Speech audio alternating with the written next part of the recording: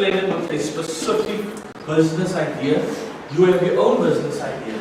And you must have it in your mind now that when you start speaking, you must actually work in your company. Your shareholders, they don't need to do a lot, they're just shareholders. Sometimes it's advisable to make females shareholders in your company. That is over 50% and 60%.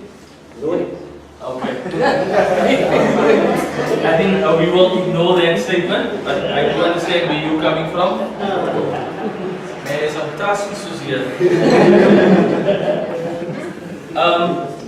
So it's important when we look at the business plan, they're going to look at it, and if you have a shareholder that is an advocate, that's a lawyer, that's doing something, the shareholder doesn't need to work in the business.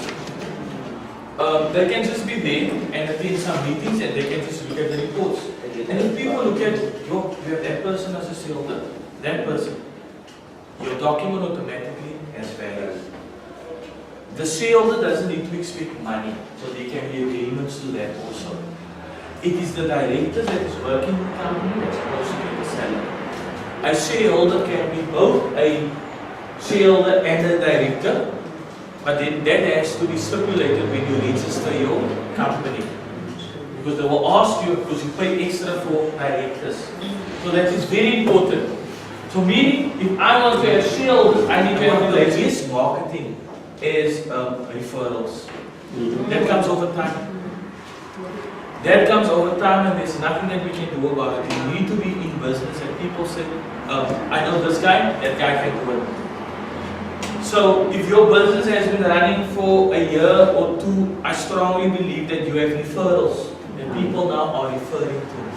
There's a time when marketing has to stop intensively. I used to market, as I can say, extensively. But now at a certain point in time, we only use mostly social media.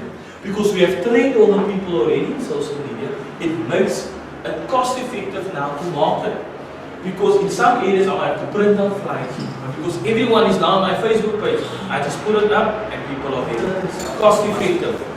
If there's any value that you can bring to your customer, is to train your customer, this is how you must do it. Otherwise they will phone you forever for nitty-gritty. Why is this not working? Why is that not working? So what you add to your service would be ideal. Say, listen here, I also offer a 2-hour training.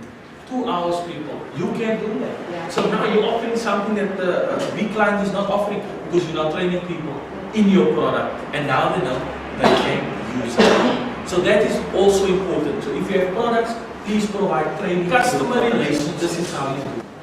Always send out a newsletter. I think in we did digital entrepreneurship, I call it 101. And I'm working on digital entrepreneurship 102.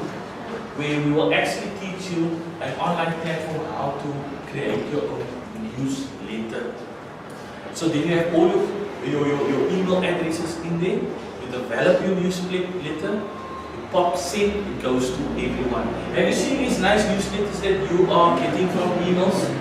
You subscribe and you get those nice newsletters directly embedded in your email, and that is one of the stuff that we are looking at teaching going forward. Yeah, the alerts also, yes, with the alerts. So those people that has alerts is actually a paid. You get the option of a free newsletter that you can build, but if you go for the paid newsletter that costs you up to 50 Rand, it sends automatic alerts. You can even schedule your newsletter. I want this to go out at the end of the month. So I'm anticipating to bring in online newsletter into our courses, and that is actually going to change the way you do things. We are taught that entrepreneurship is about starting your own business. Yes, I agree with that. But if the person can have entrepreneurship within a company, it will also be helpful. So if you work for a company and you're creative and you're acting like an entrepreneur, then you are what we call an entrepreneur with the I, not with the E, because you are inside a company. Now, it's very important for you to understand that most of us wait to become entrepreneurs once we want to finish off our job. If you cannot show entrepreneurship inside a company that you are working with, how are you going to show entrepreneurship outside? So, if you already show entrepreneurship while you are working for a boss, that means you have values that you are guided by. And for me, that is very important. I can have a team there at the back, but if my team don't have entrepreneurship skills, I cannot only have entrepreneurship skills to make this project a success. My whole team must be creative, must have entrepreneurship skills in order to make the project successful. So if you as an entrepreneur is not going to employ an entrepreneur, you are going to struggle with your business. Because the person that you're going to employ will tell you, it's 4 o'clock, I need to leave.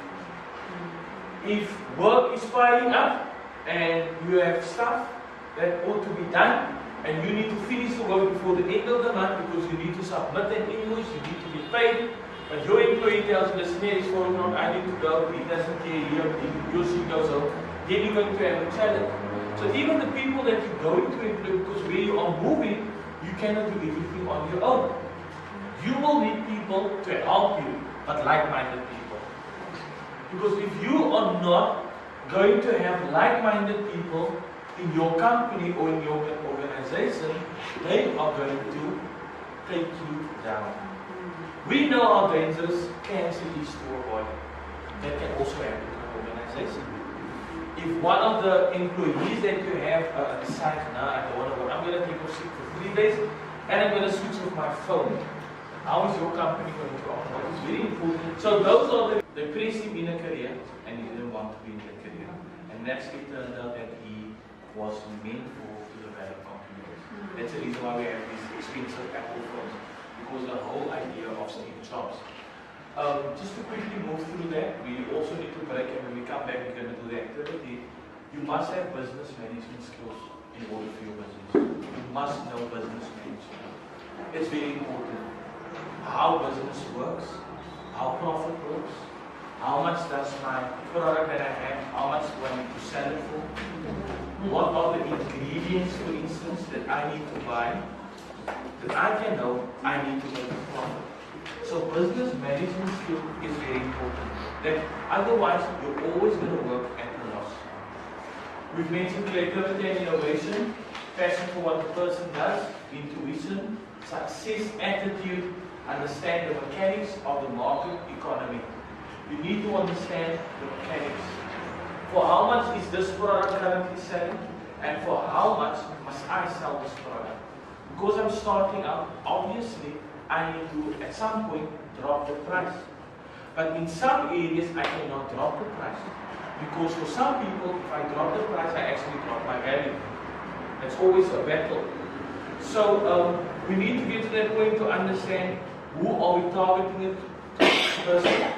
If we apply for a tender, then the amount needs to be escalated. Because even tenders that are low scored are not accepted. So, very important, we need to understand that, and we also need to have a success attitude. I will have a slide on again that you can start writing these stuff down, because I also have it in that document. I want to go to another topic. Paradigms. An interesting fact about the human mind is that it cannot comprehend what it has not experienced before. To make sense of new information, the human mind needs to relate this to existing information stored in its memory file. A paradigm is defined as a framework of theories, concepts, forming the background to a scientist's approach. It's also called a frame of reference. Now, why am I speaking about a paradigm shift? If you want to do something that no one else has ever done before, you cannot use your existing mind. You need to have a new way of thinking.